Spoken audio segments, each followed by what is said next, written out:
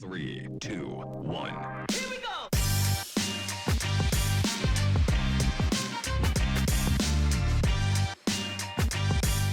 Welcome to the Remote Photography Podcast. In this episode, I speak to model Artemis Fauna about her remote photography experiences. Enjoy the podcast.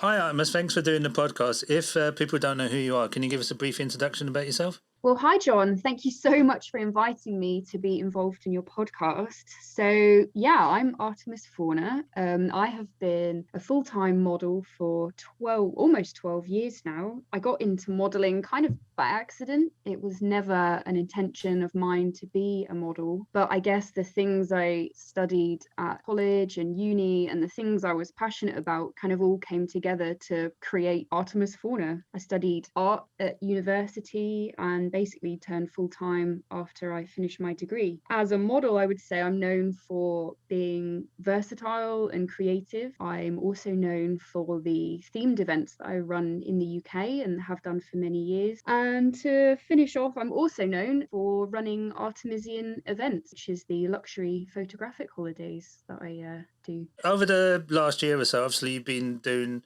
remote shooting, but you've come into it a bit later, haven't you? Oh yeah, I was a very slow starter. I let my my fear of technology get in the way of actually getting started. But I was very lucky. I have a very encouraging friend. Her name is Ivory Flame, and she was very gently twisting my arm for a long, long time into just getting on with it because I had everything available, all the equipment and the know-how to do it, but I don't know, I just got myself worried that I just wouldn't be able to suss out the technology. But here we are, we're doing it now and catching up on lost time for sure.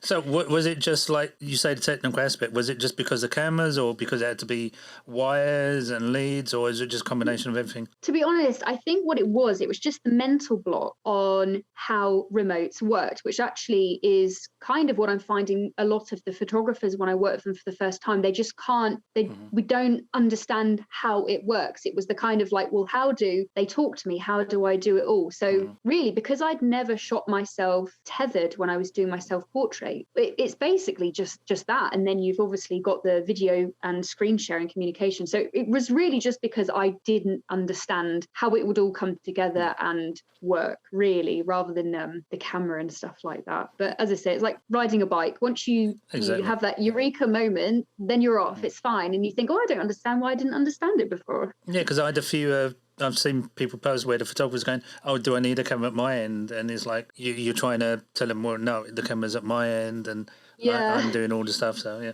Yeah, I had a few people, they're like, well, I've got this camera, will it work with yours? And I'm sort of like, so that's why when I started doing the remotes, once I'd had a practice run, you had helped me a lot as well with the technical stuff, so thank you again for that.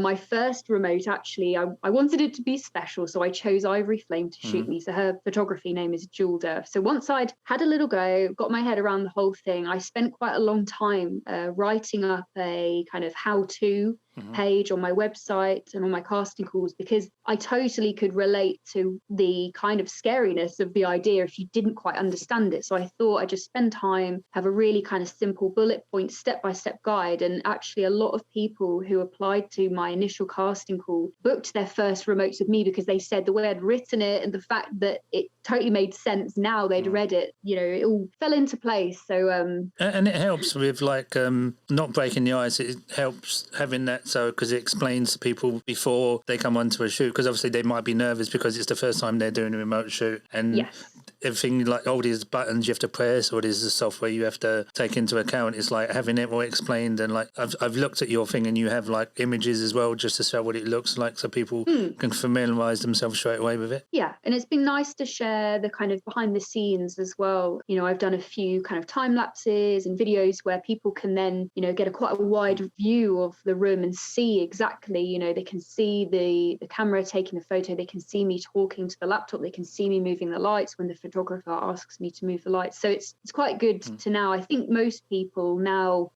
they've seen enough models doing it and enough people talking about it that it isn't kind of this, because before, it was this very mysterious thing that only a few models were really doing for a few months. And now it's, a lot more open. There's definitely a lot more people doing it, more models, offering. So it's quite different now than a year ago, when it was just this brand new thing that no one really knew what it was. Well, even though you said you've come late to the game, you've literally, you've just done over 50 remotes in a short space of time there? Yeah, I just this morning done my 52nd remote. I started, my first shoot with Ivory Flame was the 13th of January. So in about 65 days, I fitted in 50 shoots.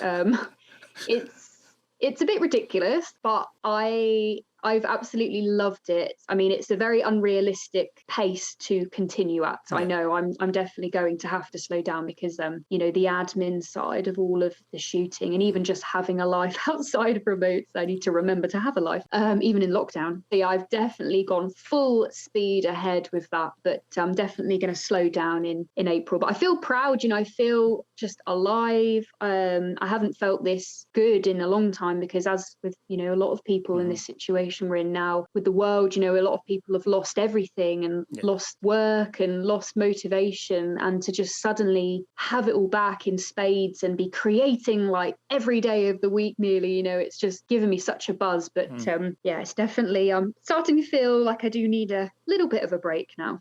Well, knowing you is like, once you get your head around something, you literally just go feet first, straight in at the deep end, go full at it.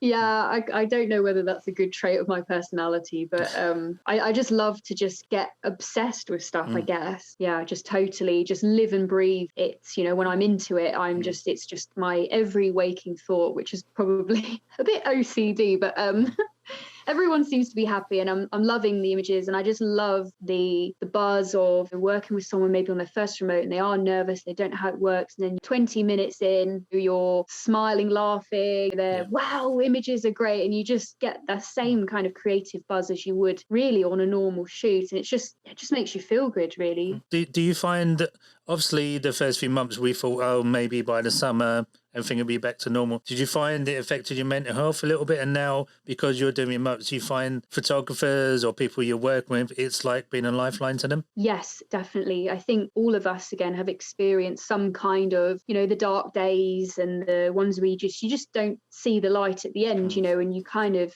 it's been really, really difficult for a lot of us. And actually this subject gets brought up quite a lot on my remotes. I've worked with people that maybe live on their own, and they just haven't socialized with people for a long time, and it's part of, again, like in-person shoots, the social aspect is really important as well. And that sort of initial 5, 10, maybe 30-minute chat that you have, like just having people chat to you and them, and listening to them, and them hearing your funny stories, and just seeing the body language change, and it's just so nice. And it really, I've had a lot of people say that they just really enjoyed the banter, and it's so nice to have a conversation with someone, and it does make you feel so different. It reminds you that there are people out there, and we will be kind of chatting again soon. And for now, this is just a fantastic way to socialize and be creative. So yeah, it's definitely cheered me up, and from everyone so far, they've enjoyed the remote shoots they've done. So it's brilliant, really. Just kept the brain ticking over, as it were. Exactly. I mean, there's nothing, people often, they see models or people in the limelight, so to speak, and they sort of see the best bits, I'm great, I'm this, I'm doing this. But, everyone has down days. There were days in lockdown that I just don't even have the energy to get out of bed. And what's the point? I've lost this, I've lost all my modeling work. The trips abroad I run were lost, and you think you can't see the end, and it's just, you're just down and everything's dark, and it's just so miserable. But we just got to keep going, and know that if we need to speak to people, there are always people there, and it's been fantastic. So you've already mentioned about Ivory being your first remote. How did you find out about it? Because you said she was like twisting your arm a little bit. Was it there, or was it through Facebook groups or Instagram where you saw people posting about it? Yeah, well, I would say Ivory Flame was the first model that I had spotted doing the remotes. I mean, I don't know who was the first, but she was certainly the first in my world seeing her do it. I think she started off, it was a shoot I think she did with Hawk-On in her room, and I just remember thinking, wow, okay, this is interesting, and I watched her progress and do more, and then, a few other models started doing it, and I was really in awe, I suppose, of them doing it. And Natasha was another one who was doing fantastic stuff from her studio, and I did speak to them in lockdown on various Zoom calls, and it was funny because each time they would say, Artemis, why haven't you started doing remotes yet? And I'd just make an excuse every time, I'll just leave you to it. Oh, I don't know if I can do it. Oh, I'm just doing other things, all this stuff. But yeah, it was definitely Ivory who I saw first, and she's just been fantastic with me throughout this whole thing. She can be very stern, but in such a beautiful, kind way, and it really was her that encouraged. If it wasn't for her, I don't think I'd be doing it still. So I've got a lot to be thankful for, which is why I wanted her to shoot me, for my first remote. And we just blew it out of the park as well. Like, we had this sort of rough idea and we just went with it, and it was such a creative teamwork thing. She was directing me here, and then I'd say, hey, what about this? And it just was like, okay, I'm hooked. Well, how did it feel like another model directing you? Did it feel weird, or because obviously Ivory as a friend, was it just two friends just trying to create pictures? Yeah, it really felt, I'm someone that I get nervous a lot. Like, I'm quite good online at hiding it, but those that know me well know that I'm always quite nervous. But it felt good. Like, it just felt like, we were two, because we've shot together before in person. We've obviously modeled together many times over the years. I've photographed Ivory as a photographer, and she has also photographed me as a model. So it kind of just felt mostly normal. Obviously at first, I have to laugh, I was carrying around, because again, it's my first one, didn't really know quite how it worked, and I'm carrying her around on the phone, for the video, and she's, Artemis, put me down, you're making me seasick. I was like, oh yeah, sorry, I just thought I had to carry you everywhere and show you everything I was doing. So I just put her on a stool, and away we went. It was just very calm, collaborative. It was only about an hour and a half, but no, we just worked together really well, like we have done before in real life. And did it feel weird that she wasn't in the room with you, and like you were like talking to basically a laptop, or seeing her on the phone or on the laptop screen? Did it feel a bit weird, or because because she was a friend, easier to adjust to it? Yeah, to be honest, because we have kept in touch quite regularly throughout lockdown, it kind of just felt like an extension from the chats and the WhatsApp videos and the Zoom calls that we'd had. It feels like so long ago, even though it was only a couple of months, but I suppose it did feel a bit strange. But again, I think like us humans, we're really good at adapting quite quickly to situations. And it just was like that, really, within 10 minutes. And as soon as we started shooting and posing, it just felt fine. And as I said, it really just sparked a fire under my backside, and thinking, oh my goodness, like, why did I not do this before? What a dope, basically. But you know what? Like, I don't regret the time that I didn't do it. I feel like I didn't rush it. I was ready when I was ready, and it just works perfectly, really, with everything. So yeah, I'm glad it worked out how it did, and then we're doing them now. So what's your current setup? Because I know you had a bit technical difficulties at the beginning, because the camera you had, because we were trying to work it out, and then we realised your model was like the one down from what you could do to remote control the camera with the software. So super annoying. I think you were a bit bummed at that, but then you were sort of like saying, oh, but I have a kind of backup camera I can borrow. So just explain the little process about that and what your current setup is. So yes, as we discovered, my Sony A7 II was just not good enough to have 100% remote capabilities. So we faffed about with that and realized that didn't work. So I had access to a Canon, I think it was a 6D Mark II. So I played around with that one actually for the first few remotes that I did, and that worked really well. But obviously, because I had changed to Sony a few years ago, and I had the Sony lenses, I did obviously want to eventually move back to Sony. So at the time, Wex were doing one of these deals, so I ended up upgrading to the A7 III. So then obviously that's the one I've been now using for the majority of the time. And the lenses that I had available, I had the 55 1.8, I had a zoom lens that was a 2.8 throughout, and a 90mm macro. I'm finding the lens I'm using the most at the moment is the zoom lens, just because it's quite handy for the remotes. It saves squidging the camera right against the wall and stuff like that. So I've just used some of my remote earnings to get a 17-28 2.8 as well. So So I'm pretty well covered with all sorts of focal lengths and apertures and all that jazz. So I feel quite good in the kit department, a bit of a kit nerd now. Yeah, just looking at your page on the info stuff, it's like literally, well, I'm guessing because you had most of this stuff already, it just happens to be that you needed to upgrade the camera for it to work, but you were like in a good position after. It was like, oh, okay, I've got tripods, I've got a softbox. You were 90% of the way there, basically. Yeah, I think because obviously I had the home studio set up already, you know, I was pretty much ready to go, other than the camera problem that the small hurdle we jumped over. And obviously as well, I bought one of these lens adapters as well. So again, because I've got access to the other camera, I'm able to use just a huge variety of lenses, which I'm very fortunate to be able to do. But yeah, definitely having, I know a lot of models, remotes have been, you know, difficult to start because, you know, they're starting from scratch. But because I've obviously been doing photography for a long time and shooting from home and having all the lights and stuff, it was quite an obvious step, which again, it's just why a lot of people were just still confused. Why did it take you so long?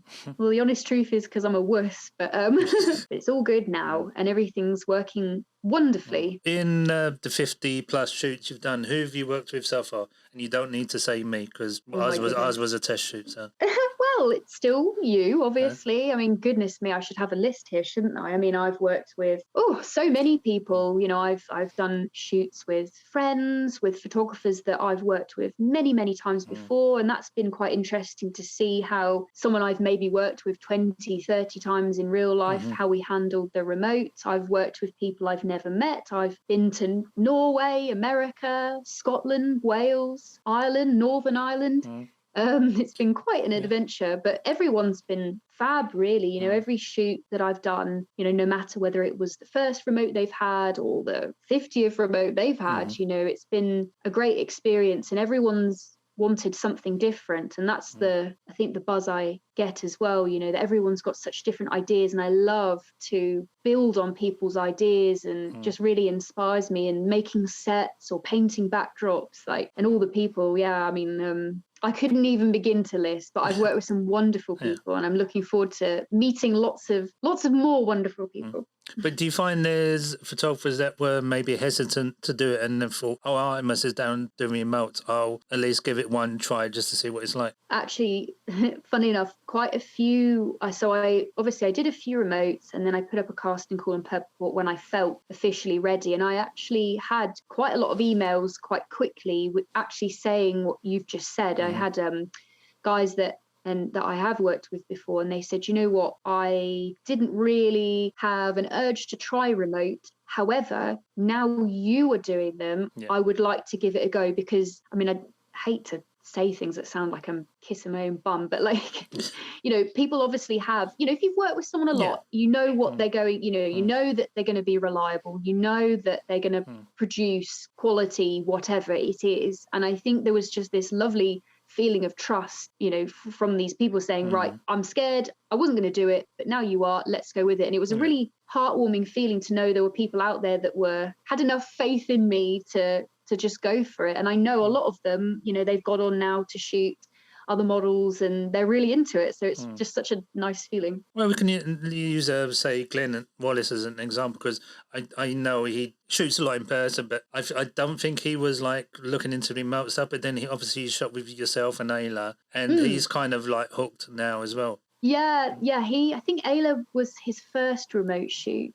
and I don't know how many he's done, but we've done 2 shoots now. We purposefully shot 2 very different styles in each of the shoots. Glenn wanted to work on the androgynous look that I do quite a lot, which I absolutely love doing. So that was very different for him, and we got some absolutely stonking shots that I love. The black and white ones I've seen, like, they're pretty awesome. Funny, they've captured so many people's imagination. Like, I've been doing the androgynous look for years now, but I find like 90% of the shoots I'm doing at the moment, nearly everyone wants to do a kind of androgynous twist. And, you know, it's great for me, but it's also a challenge, you know, making sure it's different for everybody. But no, he was buzzing, you know, again, we hadn't actually met before. So, you know, we chatted a bit and we'd already talked ideas before, got those, and then swiftly booked in the next shoot to do more his style, which was sort of more glamour stuff, which isn't really something I do a lot of. So then he was more, I suppose,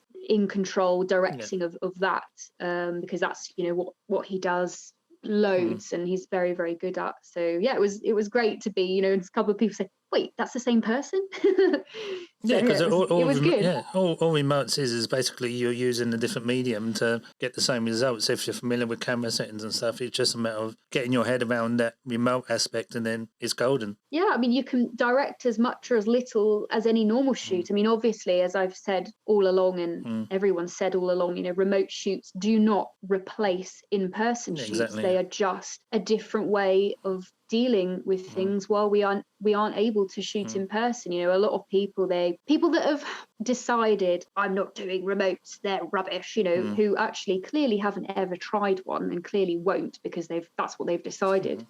You know, oh, it's not this, it's not that. And it's like, well, it's not trying to be, you know, it's a creative world. So we found a way to work around restrictions. You know, we're adapting. That's what creative people do. You don't let the rubbish beat you down. You know, you go, right, okay, that door's closed. How do I open another one? Nothing will stop me from being creative. And, you know, knowing you for a couple of years, it's something, if a door closes, you go, nope, opening another door. That's it. I damn well kick another door down. In a nice way. Yeah.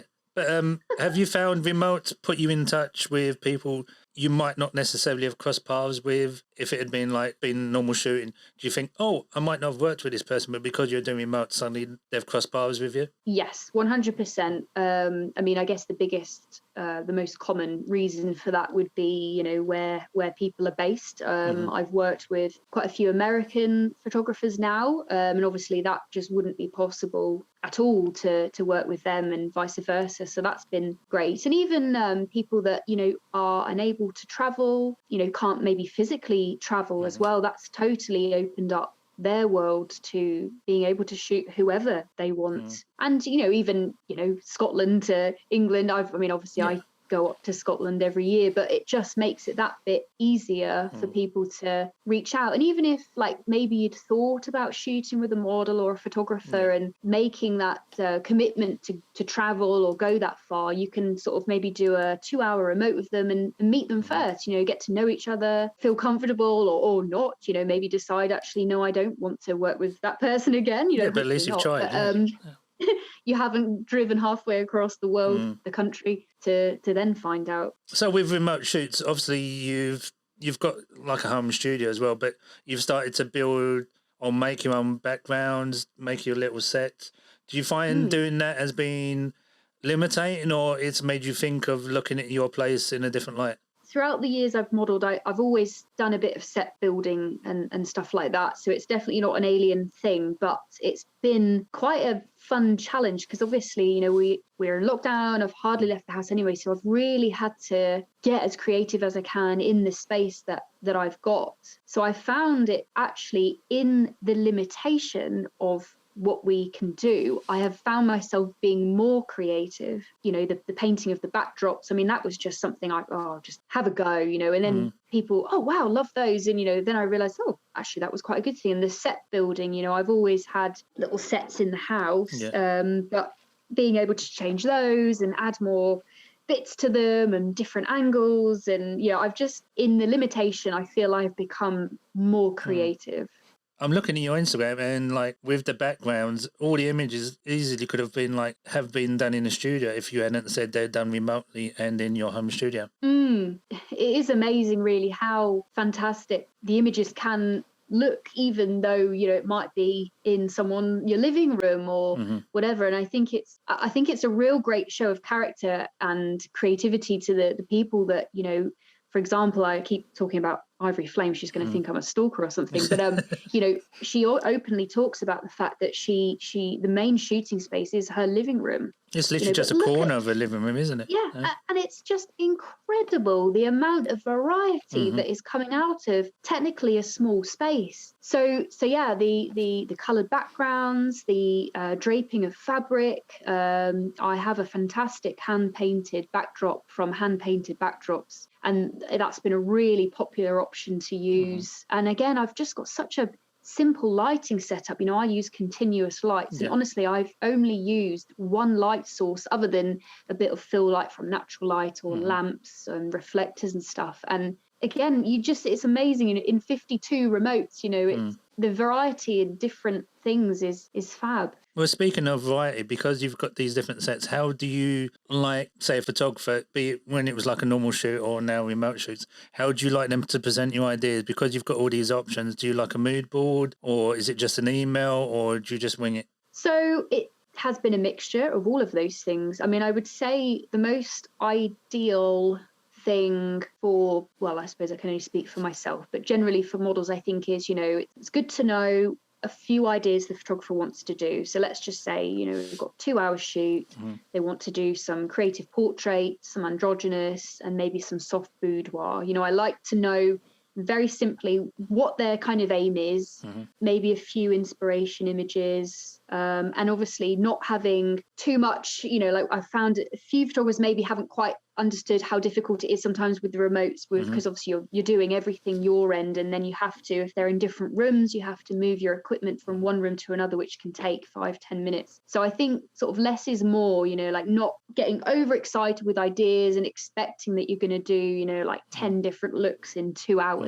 I would say yes, like let your model, you know, have a few clear ideas. Don't make it too wordy, because probably she's very busy with other remotes and she really, or he really wants to get it as right as they can for your shoot. A few inspiration photos, and just a rough plan, because again, with remotes, they're quite different to in-person shoots. So for example, let's say you were coming to shoot me at home, as you have done. You would turn up, you know, I'd get the kettle on, we'd sit and have a little chat about what we're going to do.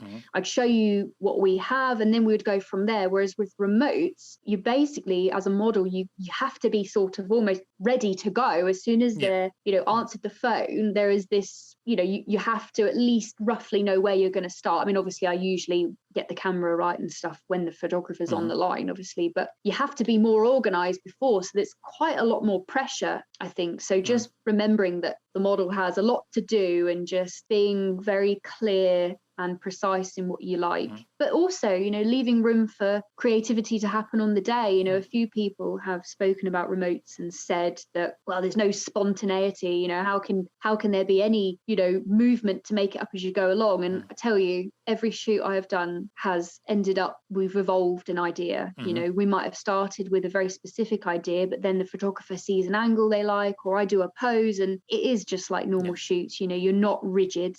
You're not stuck with just doing one thing. You can totally go down a different way that you planned and create great stuff. What have you found to be the best time frame? Because I know some models do like minimum of 2 hours, some do 4, some do a whole day. What do you find is like the best balance so that it's not feeling rushed, but you can still be creative? I would say, well, I think my most common booking, I'm not sure if it's sort of 3 hours or 2. I mean, I can only speak for the way that I work, but as we've kind of pointed out a few times in this chat, like I'm quite, like when I'm into something, I'm just like 100 miles an hour. So I don't really mind. I feel I can be creative in whatever time I have, but I would say I quite enjoy the 3 hour, because there's this kind of, you've got a bit longer, and usually, you know, halfway through, I normally suggest that, you know, maybe we go downstairs, make ourselves a cup of tea and come back and have a little chat about how we're getting on. Whereas in a 2 hour, it does feel a little bit more like you can't, I feel like I don't want to eat into time too much, but that 3 hour shoot just gives you a little bit of slow time, you know, and I say that, but then like this morning's 3 hour shoot, we just whizzed our way through and didn't stop once, but it was fine, you know, that's just the way it was. So obviously things are not as fast as they are in-person shoots with obviously the photography yourself moving around. Do you find that the slow down pace is better now, because obviously you're trying to get things in camera straight away, or do you find that sometimes is a bit of a hindrance? I've really been enjoying the pace that remotes work. I'm finding that although it feels slightly slower because, there's more to do, the hit rate has jumped so high. When we review, we finish the shoot and we have a look through what we're getting. I'm looking, I'm thinking, gosh, there's no really bad ones unless I've decided to pull the classic silly face. But, because you're spending a bit longer to get the composition just perfect, how the photographer wants it.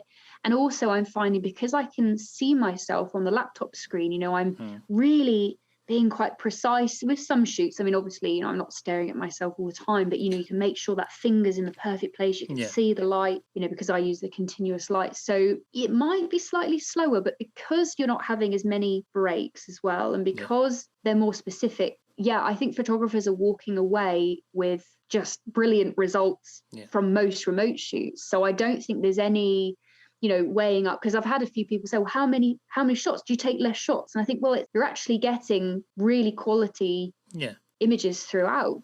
Yeah, because especially if you're reviewing them and say like an in-person shoot, there may be 20 shots before you find one that you both think, oh, it's good, because you had to shoot a set to get to the image that you both like. Whereas on remote, because you've got that almost instant, you can see it come up on your computer and you go, oh yeah, I like what's happening. So it lets you focus in on what's working and what's not. Definitely. And it does feel kind of in a way more collaborative, I think, as well. Like you really, I mean, I'm someone that really enjoys the collaborative experience with shooting anyway, and always have done. I'm always bouncing around, looking at the back of the camera. Obviously, not in recent times, but it does feel a lot more. I can see the image and I can say, right, John, oh, my hand's like that. Do you think it's better if I have it like that? And we can talk and figure it out together, like there and then, before we've taken a shot, and then review and go, oh, damn it, the label's sticking out, or my hand's in the wrong place. So I mean, I'm enjoying it. I'm actually a little bit nervous in a way about going back to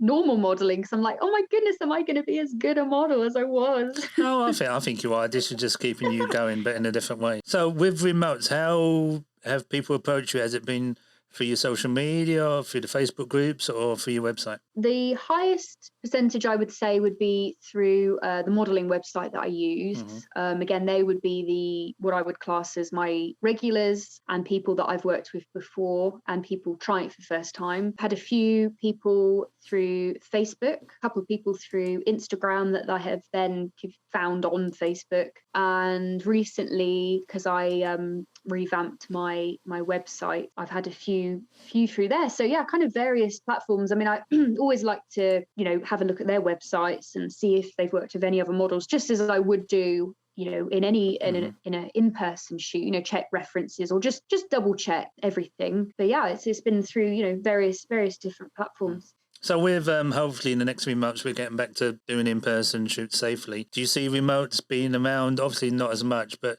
is it something that you think you could offer in the future? Definitely, yeah. I am totally 100% a firm believer that remotes are in one way or another here to stay forever. As you say, maybe not to the extent that they are at the moment, but I think they're just such a versatile way of, working in a different way, and they can be included in tours, models touring, and also, trips abroad as well.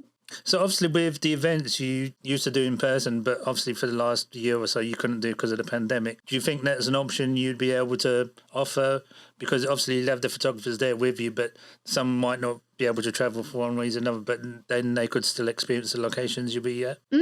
I would be absolutely delighted to involve the remote shooting aspect into any event that I host, whether it's UK or the Artemisian trips that I run that, as you say, unfortunately have been unable to do for the last year. I feel quite excited actually about the idea of introducing a remote aspect, possibly on the days where the photographers aren't there, where we're swapping groups over, or even on the lead up. And I think moving forward, especially with the Artemisian trips, is actually maybe even then very specifically planning out the trip to accommodate more time for remotes, because obviously the events we have coming up later this year, fingers crossed. And next year, they're obviously laid out to be the mostly in person with there's probably going to be some scope to do a few hours here and there on the days, in between.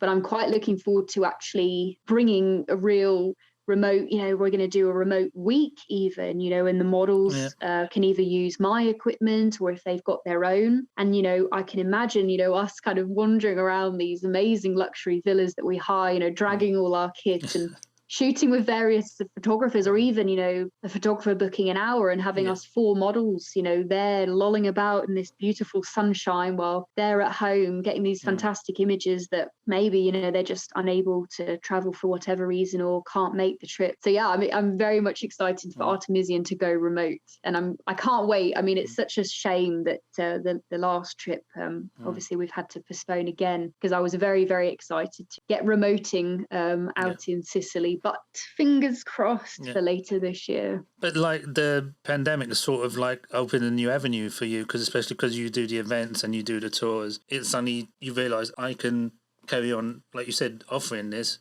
whereas before you might not have realised that it's now another option that you can provide to your photographer. Exactly. And again, it's similar to what I was saying about having the limitations of shooting in, only my house, but having that limitation has forced us to be more creative. I think at first, and again, I can only speak about how I felt, it felt like my entire world this time last year just crumbled in front of me. I was watching bookings collapse, and it was just as if, I was trying to hold on to it, but it just wasn't going, and I just couldn't see how we were going to make it through. But look where we are now. And again, just in my world, how actually having that door slammed in your face has again opened up a different way. And actually, I try and look back on what's happened in the last year and think to myself, do you know what, like I've got through this along with lots of us. I actually feel stronger for it. I feel like I've achieved more, like I feel like, like it's been really character building. And it's, I've seen me at my worst. And I've managed to pick myself up, brush myself off, and still do a good job and find other ways of doing it. So it's definitely all related to that. And as I say, in limitations, you find new ways to evolve. And I definitely think that, as they say, after a calamity or something, there's always a renaissance of creativity after it, and I definitely think that's gonna all explode again. But then the remote thing is because, like you say, you go to different locations and stuff where people wouldn't be able to do it. People will be shooting amazing remote pictures as well. So I definitely think everything's gonna get much, much better. Yeah, I'm excited to see what the future holds for remotes when we can travel some more, definitely. So you've just finished doing a remote event in a prison, is that right, I'm thinking? That is correct. It does sound a little unusual, but yes, indeed. I hosted my first ever remote event in an abandoned prison in Gloucester just last week. So an abandoned prison, how did that go? Because I heard there was haunted radiators. Well, there was after. Yes, so everyone's first question so far has been, were you allowed to be there? And yes, I was. It's regularly hired out for film crews and other events, including like raves, I think they do there, but it was just me. I decided to take on the mammoth task of running my first remote event in an abandoned prison with no heating, no facilities, all by myself. But it went really well. It was a manic day, and we had 2 different looks to work on. One in the morning, which was kind of androgynous, gritty, angry prison lady in her cell. And then in the afternoon, I did the theme of a fluorescent felon. So we kind of went crazy wacky. I got to use the new lens that I bought, the really wide angle one. And yeah, we just had a lot of fun. There was only 4 photographers. They had sort of 2 hours each split up. But yeah, it was just a brilliant day. It was just so nice to shoot somewhere different and really get the vibe of the abandoned prison. I have shot there before, but yeah, it was a success. It was a really hard day, but I was absolutely buzzing. And I know that I've done lots of events over the years, but this was a totally different thing, being the model, the stylist, the lighting person, the camera mover about it. But yeah, it was just fab. So yeah, thank you for asking. I'm hoping to do another one at some point, maybe as a duo when we can safely do that. Great fun. I cannot wait to see the edits. So thanks for doing the podcast, because I think we're going to wrap it up here. But where can people find you on your website, social media, etc.? Well, first, thank you very much for asking me to be a part of the podcast. It's an honor, so thank you. If people would like to find me online, so I'm Artemis Fauna pretty much everywhere. My website, Purple Port, Instagram. I do have an Artemis Fauna Facebook page. The trips as well. We have the Artemisian website, Artemisian events on Instagram, and also a Facebook page. So yeah, if you want to get in touch, just find me on one of those and I'll reply as soon as I can.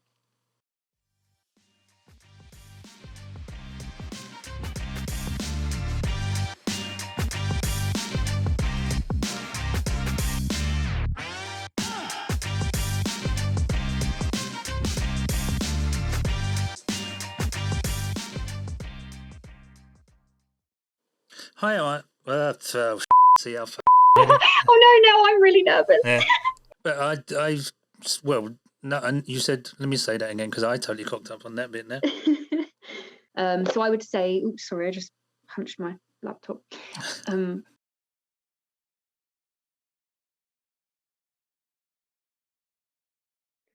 Worrying about lights and stuff.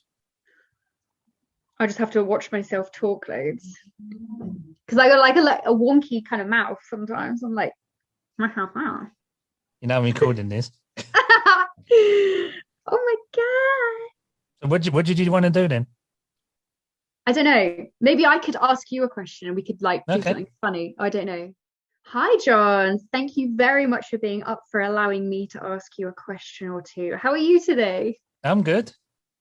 He's good. He's got his champagne behind him. Yeah, that's my regular backdrop to social, so it's not a state on how much I drink. So, remotes, that's the focus for our chat today, isn't it? So, you have helped loads of models on their first few remotes. How has that made you feel with a lot of models coming to you for help? Has that been quite a good feeling? Have you felt like you've really enjoyed helping other people? I've enjoyed helping other people because I'm using the experiences and things I've had, and I'm totally cocking this answer up, aren't I? No, it's been good because, like yourself, like you said in the podcast, it was a technical aspect for you where it's like, oh Christ, I don't know what to do, and like you said, it was Holly and other people just little prods just to say, look, you can do it, and then so it's good that you can show people there's no pressure, to put results out there. It's like you're just doing like a test shoot just to see how you feel about it. Cool. So I just suddenly thought, shit, did we do it? Okay, let's ask you another question. So where has been the furthest away remote that you have done? Oh, I can answer that because I know. Good. New Zealand, I'm guessing New Zealand because there's a model called Lucy Art Model. Mm-hmm. Yeah, she and looks fantastic. I think she's the furthest away. There's been close ones where I think I've been to the Caribbean and maybe on the west coast of the US, but I definitely think the New Zealand because it's like a 12 or 13 hour time difference. Yeah. So. Maybe one more question. You said one at the beginning of this, and like now we're 3 questions. You should do one for models then. Oh, I'm sweating even just doing this, and we know each other. Like honestly, everyone thinks I'm scary, and I'm just here sweating because I'm so nervous. Do you know how many remote shoots you've done in total? I think you're a sado like me and no, I've definitely done less than you, but I think I'm literally just under maybe 50. So, like yourself, you stormed ahead. Like there's a photographer called Ricky. He's like into the 50s, 60s already. Yeah, we were messaging actually, and he was like, "You're going to overtake me soon." Yeah. Sometimes I struggle with motivation. So if I can give myself an aim for myself, then it gives myself a kick up the bum. So I kind of compete with myself. I don't feel competition against anyone else. Like I love to see what other people are doing, and I love to see other people's how many they're doing, what they're doing, how creative they are. But then you have to think like, did the greats like Irving Penn and like all the greats that I'm now just can't Going list blank any on you. because my brain's gone. You know, they probably couldn't have give two ducks if anyone liked them. So we've got to pretend, we've got to tell ourselves what's most important, what we think, and what the person we're creating it with thinks. Exactly. Oh, you heard it here. Do you know what? So many people, like especially the guys from America, they've said to me, they were like, I don't know if your hair is short. I don't know if your hair is black. I don't know if your hair is long because you look so different in every shot. So they're going to see this if we post a little snippet and they're going to be like, okay, I have Well, no one, idea. I think they're going to criticize your American accent. But it's also, it's good. It shows you can be like a chameleon. Visually and verbally. Yeah. Say Ivy is a perfect example. When I did the remote shoot with her, I think we did 5 looks, and literally every time she came from changing or doing the makeup, it was like a different person and just walked in front of the camera. Yeah. I love it. I love seeing models try different looks, and the way it also makes you feel as a model. Like I feel like I get people asking me like, how do you do the androgynous? How do you look so manly? Because you're feminine, you know, and I just say what I do is I feel like I am that person, whether it's the, you know, funky vixen or sensual 70s or, you know, androgynous. Like I feel I channel that character fully. I become that character, and that's how I then look like that character, I guess, more, because I just put another brain in and I'm that person now, and that's who I am. And Artemis is somewhere else for a while. Yeah, but it's literally you're having to do what you did in person now remotely, which you've done. Like in literally the few months you've done it, you've literally adapted. Yay! And here's to many more.